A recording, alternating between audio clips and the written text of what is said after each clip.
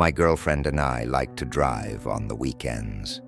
Something we both had in common was that when we were younger, our families would take us on road trips on the weekends to break away from the weekly monotony.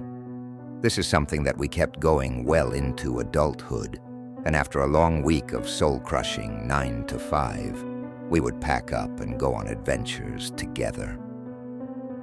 After our most recent adventure, we were heading back home when a traffic accident stopped all highway traffic dead for hours. At this rate, we aren't going to get back home in time, my girlfriend said while browsing Reddit on her phone. Well, it's not like I can fly the car over the traffic. We knew this adventure was risky. We didn't have room for error when driving out of state. A delay like this would run us the risk of missing work and eating into our paychecks. And when you're a young American couple with debt and living paycheck to paycheck, that's not really an option. I'm gonna try to see what the holdup is, try to find us another route. I got out of my car and walked down the road to see how bad the situation was and maybe get an update on how long we would be stuck here for. I didn't get the chance to talk to anyone. Maybe 3 minutes into my walk, I could see dozens of police, fire and rescue vehicles, trying to stop a fire caused by a collision. Needless to say, we wouldn't be going anywhere for hours. Defeated, I walked back to my car. Well, it looks like we're fucked, I said to my girlfriend while I closed the car door. Not necessarily. I found a road that will take us around the highway crash. That was odd. Then again, Google Maps never gives you the fastest route to a place. Why didn't we see that before? I asked as my girlfriend showed me her phone screen. There was a back road that Google had not even recommended.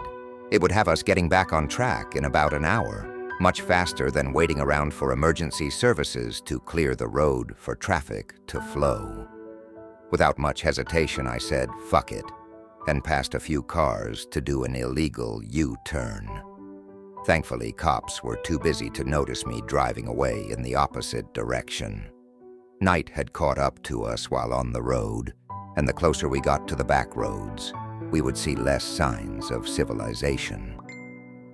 When we finally got to the road, it was in pretty bad conditions. Potholes and unkept woods would make our drive that much slower.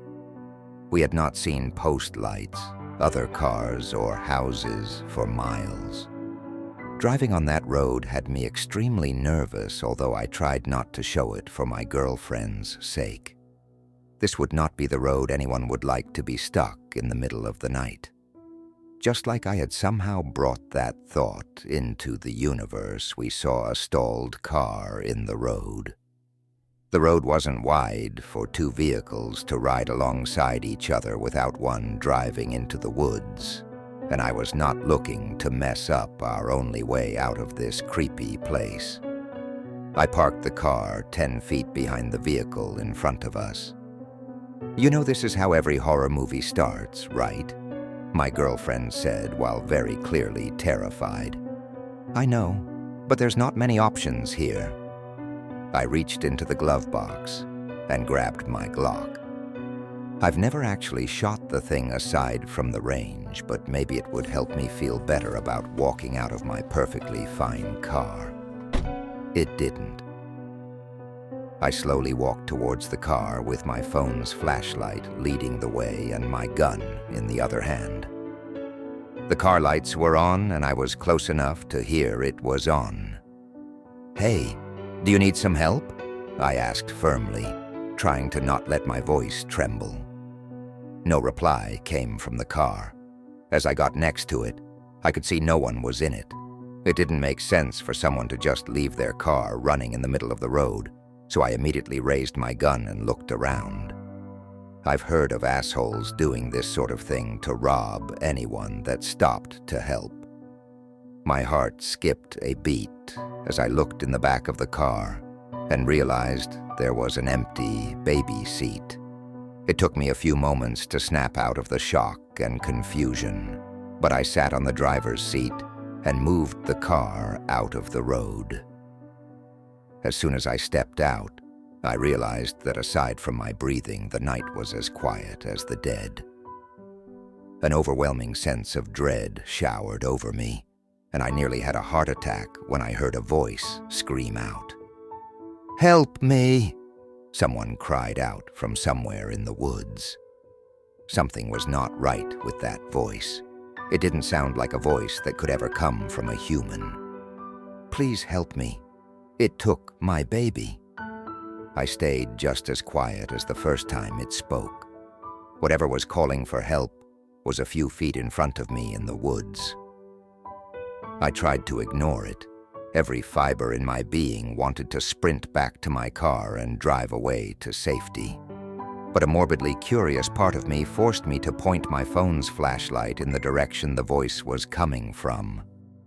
In the tree line, I could make out the humanoid shape of something.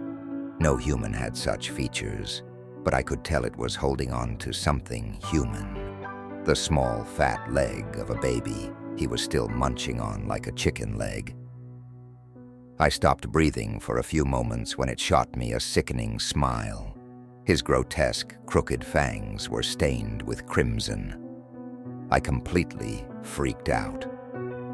I dropped my phone and immediately unloaded my gun straight at the fucker, only stopping when pulling the trigger did nothing. I picked up my phone from the ground and started to carefully walk back to my car. "You missed me," something said in a mocking tone, too fucking close to me in the darkness. I sprinted as fast as I possibly could back to my car and floored it as soon as I locked my door.